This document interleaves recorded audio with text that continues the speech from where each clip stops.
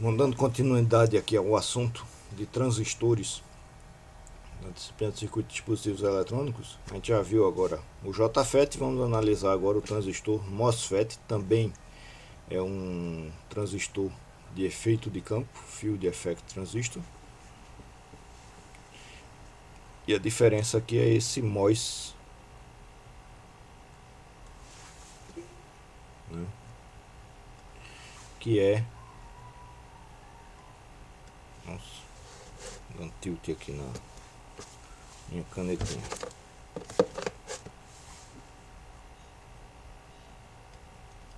Metal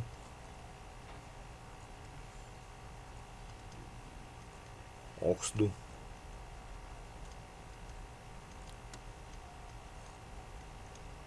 semicondutor, certo? Então é a estrutura que gera, né,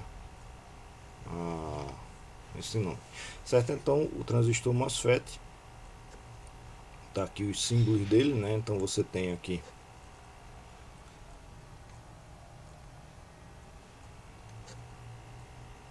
dreno, fonte,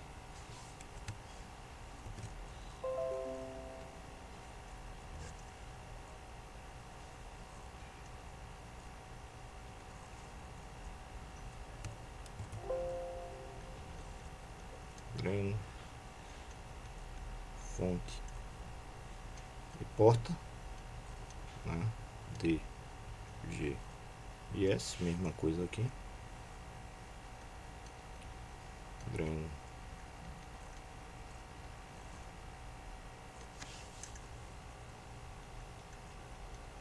fonte, porta, né? E, né, a estrutura dele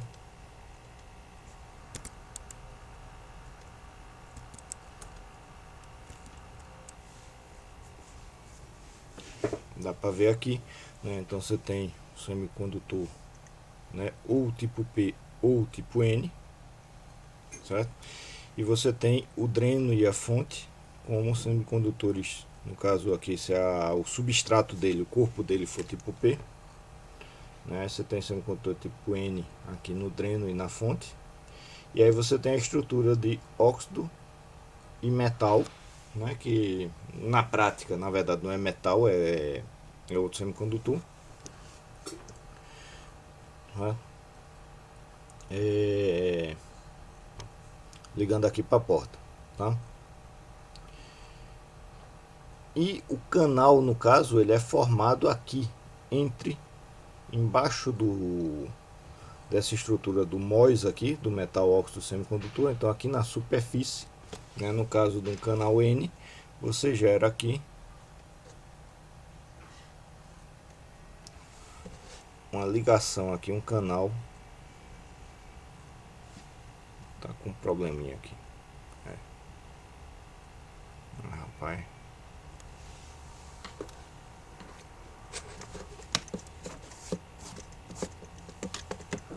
Canal aqui com portadores negativos, você acrescenta elétrons aqui junto da porta para fazer o canal de ligação entre o dreno e a fonte, né? Então vou voltar aqui nessa outra que eu acho interessante. Então faltou o desenho aqui da estrutura, mas você tem aqui do lado dreno e fonte, né?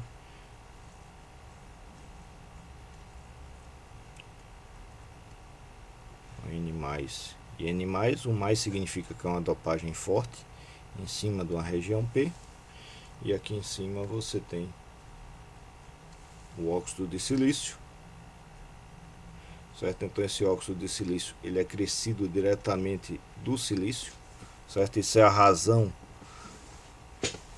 né, para a gente usar silício. Você poder crescer esse óxido de silício, você pega o bloco de silício e você faz a chamada passivação, você cresce o óxido de silício, né? Então você bota em alta temperatura com ambiente rico de oxigênio, aí você vai crescer aqui o SiO2, certo? Que é um material isolante.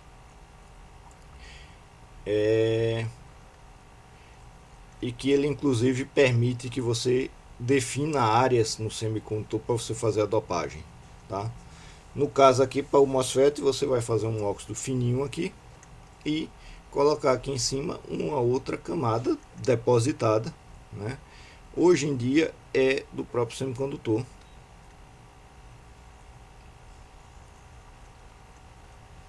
Certo? Então é só o semicondutor depositado aqui, mas com uma dopagem meio elevada para ele servir como metal. Os primeiros era metal mesmo, era alumínio, certo? Para fazer o gate. E aí, à medida que você coloca uma carga VGS aqui, então aqui fonte e aqui dreno, à medida que você coloca uma carga, uma tensão VGS aqui, nesse caso aqui, esse é um transistor tipo N, então aqui é desse tipo, canal N. Esse outro aqui é o inverso, é o canal P.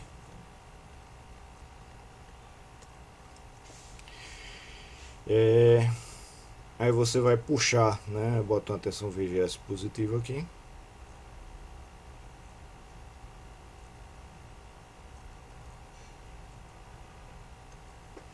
Você vai puxar cargas positivas desse lado do capacitor e cargas negativas desse lado aqui do capacitor. E aqui justamente essas cargas negativas vão ser tais que você vai gerar uma região aqui. Na verdade isso é muito na superfície do material, mas é mais fácil de entender falando de uma região, que vai virar o canal em condição. Então isso aqui é a densidade, é uma simulação aqui da densidade de elétrons para uma determinada tensão VD entre dreno e fonte, e variando a tensão de gate. Então quando ele aumenta a tensão de gate, aí você vai gerando os elétrons aqui ligando entre dreno e fonte, né? Vamos fazer isso aqui, certo? Para circuitos digitais, que é tão chip de computador, né? Que ele vai trabalhar como uma chave, certo? Então seria isso aqui, seria só on e off, liga e desliga, né? E aí esse canal ele vai ter um funcionamento tal qual o do JFET, certo? Então uma curva parecida com o do JFET, né? Que você vai ter aqui da mesma forma, né? As três regiões como no JFET, só que vai mudar um pouco as equações, certo? Então a tensão de limiar, no caso,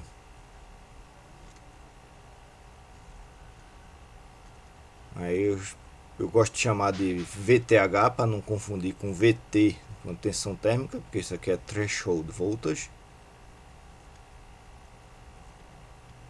é a tensão de limiar.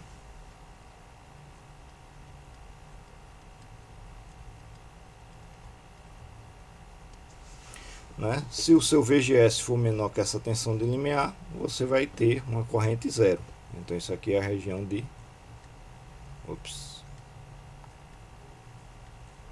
corte do transistor, certo? Você não tem corrente, é equivalentemente ele trabalhando com uma chave, é equivalente à chave aberta, certo?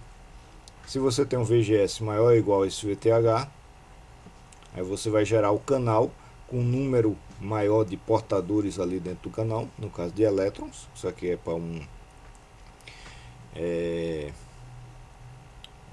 MOSFET canal N, certo? E dentro desse limite, um VDS menor que o VGS menos VTH, você vai ter essa curva daqui, dada por essa equação.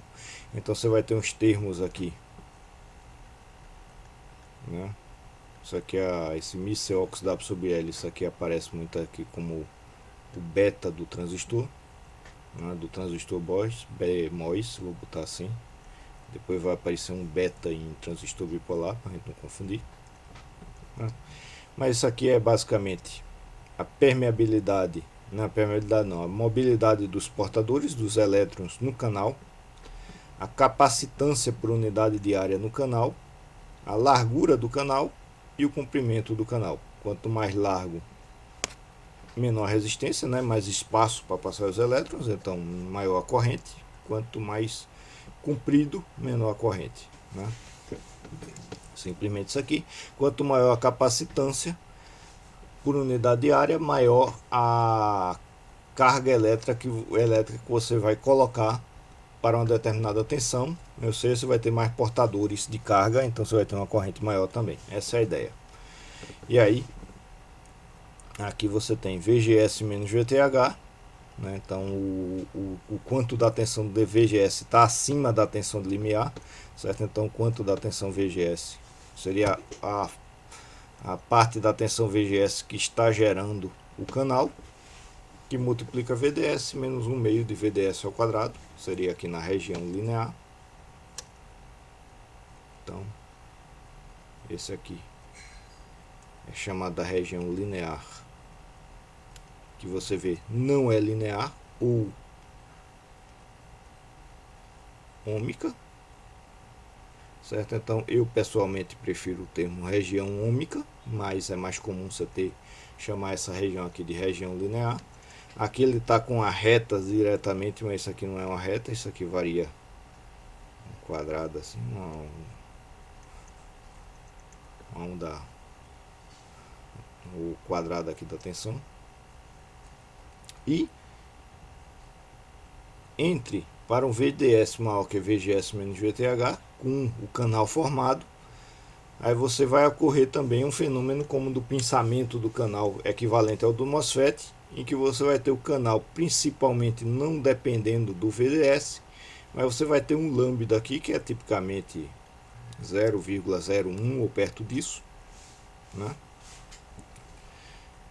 Um termo 1 mais lambda VDS, então ele não deixa de depender totalmente do VDS, e aí você vai ter essa curva aqui reta com uma pequena derivada aqui, né, que é causada aqui pelo lambda, né, relacionando a corrente com VDS, certo? Então as mesmas regiões, né, corte, ômica e saturação, e uma equação inclusive parecida do caso do JFET, tá? E aí, da mesma forma, esse é muito usado. O principal uso até hoje do transistor MOSFET é como chave em eletrônica digital. Então ele trabalha muito na região de corte e ômica, certo? Fica trabalhando. Então região de corte, corrente zero, chave aberta, chave fechada, um VDS próximo de zero para circuitos digitais, fica na região ômica, então vai trabalhar nessas duas equações. E para um VDS próximo de zero, você consegue simplificar isso aqui, né, desprezando, já que é próximo de zero, isso aqui vai ficar muito pequeno. Você consegue desprezar isso aqui para calcular um sobre uma resistência equivalente, né? E para amplificação de sinal para eletrônica analógica, que normalmente não era utilizado, mas ficou cada vez mais sendo utilizado, até por conta do uso dele em eletrônica digital, aí trabalha-se muito na região de saturação, certo? Então, como chave trabalha em corte e ômica, e para amplificador você trabalha nessa região de saturação, tá?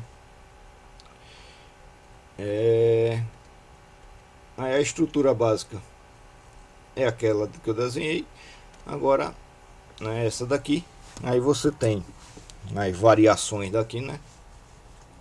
Então você tem duas distinções, além do canal N e do canal P, você tem mais outras duas distinções que você não ocorre no JFET por conta de uma característica do MOSFET, que é o seguinte: quando você faz essa estrutura aqui, dependendo do metal, dependendo da dopagem do silício, você pode criar uma situação em que a sua tensão de limiar, né, para um canal N ela seja negativa. Então para uma tensão zero ele já está com um canal formado, certo? Então aqui, se você ver aqui o ID em função do VGS, então aqui a partir da tensão de limiar você tem ID, né? Então ligado, desligado, vamos dizer assim.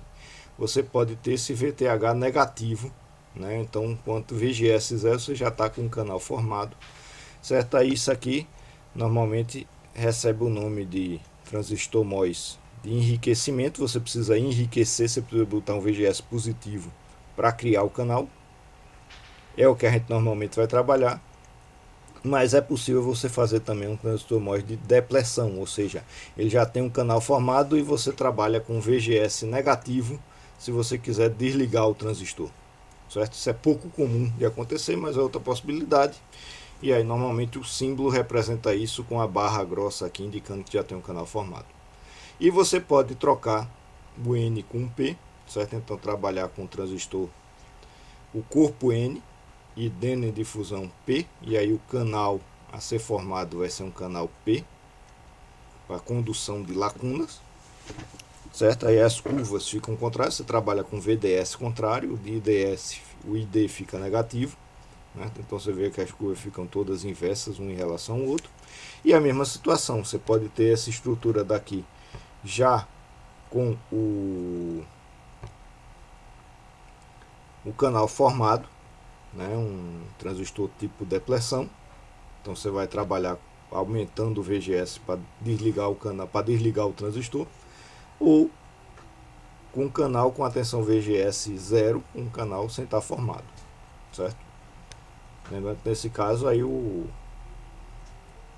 VGS tipicamente é negativo aqui para você ligar o canal, no transistor canal P, tá?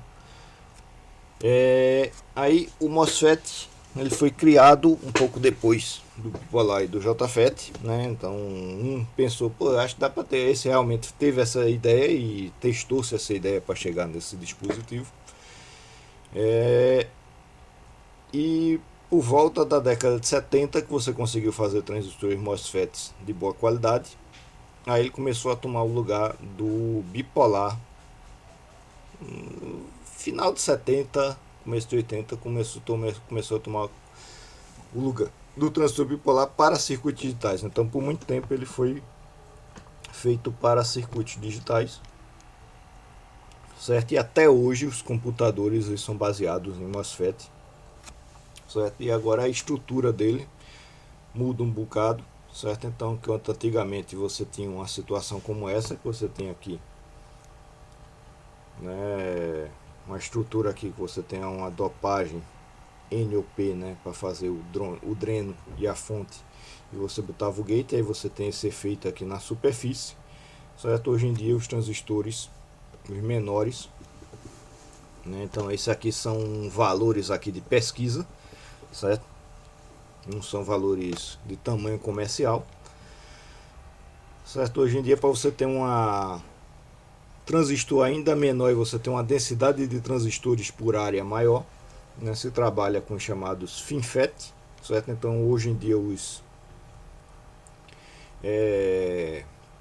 transistores dos principais AMD, Intel, das principais fabricantes estão nesse nível, certo? Então você tem a estrutura do dreno e fonte elevada, uma estrutura com alta assim, e você tem um gate dando a volta, você tem um óxido em volta daqui, e você tem um gate dando a volta nessa estrutura, que aí você aumenta a largura do transistor, mas mantendo uma área ocupada plana pequena. Então você trabalha com um transistor com melhor característica, melhor capacidade de corrente, menor resistência ligada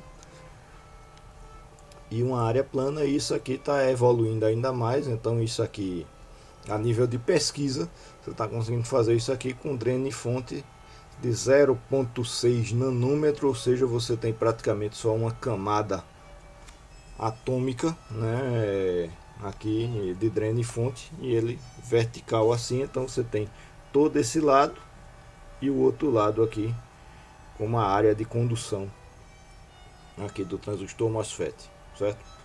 Aqui tem também um link para um artigo interessante recente comparando os Intel de 14 nanômetros e o AMD de 7 nanômetros. Então esses 7 nanômetros é justamente essa largura aqui, que aqui ele está botando 3,5 nanômetros. Isso aqui é a nível de pesquisa, né, os que estão conseguindo fazer em produção repetidamente, né, então já estão em engenharia, já estão fazendo com a repetibilidade tão grande o suficiente para fazer bilhões de transistores dentro de um chip de processador de computador, sei lá quantos núcleos. Você está conseguindo fazer 7, 5 nanômetros, são os mais modernos. Tá? Mas aí você já tem pesquisa que você consegue fazer isso aqui até com 0,6 nanômetros, embora não com a... Tá faltando a palavra, não é bem a repetibilidade, a confiabilidade suficiente para você fazer a produção desses dispositivos. Tá? Então isso é um viés que é levado pelo eletrônica digital dos transistores o menor possível, então cada bichinho desse vai ser uma chave, vai agir como uma chave. O outro viés que os MOS estão tomando conta também no lugar dos até então bipolares são de transistores de potência, transistores para passar muita corrente. E aí você tem um problema que é o seguinte: a estrutura do MOSFET ela é basicamente planar, né? Então a corrente é feita pelo canal aqui. Então se você quiser um dispositivo que aguenta alta tensão e passa uma alta corrente, aí você passa a ter um outro problema. Então transistores de potência eles acabam tendo uma estrutura como essa, ele tem uma profundidade aqui, veja aqui, você fez uma região N- para ser o dreno, o P para ser a região que originalmente seria a região de corpo naquela estrutura, e esse N+ para ser a fonte. Então isso aqui normalmente é um círculo, um quadrado, ele dá a volta aqui, e você tem uma comida do material aqui. Aí você faz o óxido e bota o gate, e aí o transistor ele ocorre, né, o canal do transistor nessa estrutura daqui, ele ocorre aqui numa estrutura, né, imagine isso aqui dando volta, então você aumenta bastante a área que você consegue ter corrente no transistor, certo? E aí tem outra razão para você ter o dreno com a dopagem menor, isso aí também é interessante por outras razões, certo? Aí você tem essa estrutura, você tem essa outra estrutura também é outra possibilidade, que ele tem aqui essa corte aqui, em vez de ser assim, isso é só questão de fabricação, ele ser reto, e aí você tem toda essa área daqui. Então aqui ele sendo reto, você diminui o comprimento do canal, que tipicamente é bom, e você vai ter a área dessa estrutura daqui como sendo a área do seu transistor. Então você consegue fazer um transistor com uma largura relativamente grande, ocupando uma área relativamente pequena e com a capacidade de corrente alta, tá? Então, né, só para ter uma ideia o quão diferente eles estão naquela estrutura básica do MOSFET, né? Aí, com isso a gente encerra aqui os transistores MOS. No próximo a gente vê o bipolar, né? E é isso.